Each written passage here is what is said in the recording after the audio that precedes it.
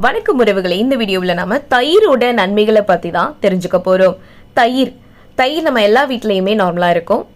அது வெயில் காலங்களில் நம்ம அதிகமாக சாப்பிடுவோம் இல்லையா? ஸோ ஆரோக்கியத்துக்கு இந்த தயிரோட நன்மைகள் எந்த அளவுக்கு நன்மை பயக்குது அப்படிங்கிறத பார்த்துடலாம். 3000 வருஷத்துக்கு முன்னாடி கண்டுபிடிக்கப்பட்டதுலேருந்து தயிர் உலகெங்கிலேயுமே உள்ள பல்வேறு கலாச்சாரங்களோட உணவு பழக்கங்களில் சேர்க்கப்பட்டிருக்குன்னு சொல்லணும். இது சோதனை செய்யப்பட்டிருக்கு, பல்வேறு மாறுபாடுகள் உருவாக்கப்பட்டது.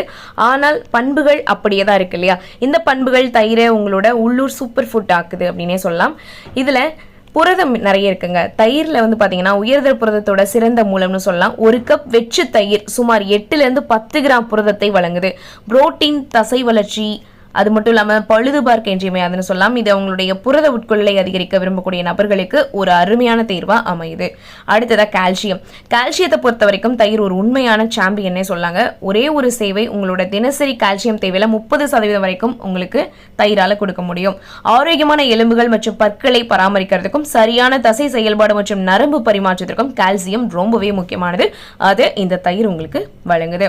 ப்ரோபயாடிக்குகள் தயிர் அதோட ப்ரோபயாடிக் உள்ளடக்கத்திற்கு பிரபலமானதுனே சொல்லலாம். இது குடல் ஆரோக்கியத்திற்கு நன்மை பயக்கும். இந்த நேரடி சுறுசுறுப்பான கலாச்சாரங்கள் உங்களோட செரிமான அமைப்புல நல்ல பாக்டீரியாக்களோட வளர்ச்சியை ஊக்குவிக்குங்க. இது செரிமானத்தை மேம்படுத்தலாம். அது மட்டும் இல்ல உங்களோட நோய் எதிர்ப்பு மண்டலத்தை அதிகரிக்கும். எரிச்சல் கொண்ட குடல் நோய்க்குறி, அது மட்டும் இல்ல லாக்டோ சகிப்புத்தன்மை, எந்த மாதிரியான இரைப்பை குடல் பிரச்சனைகளை போக்கவும் ப்ரோபயாடிக்குகள் உதவுது. அது மட்டும் இல்ல விட்டமின்கள் இருக்குங்க. தயிர்ல பி விட்டமின்கள், அப்புறம் பாத்தீங்கன்னா B2, B12, B5 இந்த மாதிரி பல்வேறு விட்டமின்களோட நல்ல மூலம்னே சொல்லலாம். இந்த விட்டமின்கள் ஆற்றல், வளர்சிதை மாற்றம், இரத்த சிவப்பணு உற்பத்தி மற்றும் நரம்பு செயல்பாடு இதுல முக்கிய பங்கு வகிக்குதுங்க. கூடுதலா தயிர்ல விட்டமின் D நிறைஞ்சிருக்கு. இது எலும்பு ஆரோக்கியத்துக்கும் நோய் எதிர்ப்பு அமைப்பு ஆதரவிற்கும் ரொம்பவே முக்கியமானது. அது மட்டும் இல்ல எலும்பு ஆரோக்கியம் இருக்கு. எடையை உங்களுக்கு சரியாக மேலாண்மை பண்ணும். அது மட்டும் இல்ல தோல் மற்றும் முடியோட நன்மைகளை ஊக்குவிக்குது.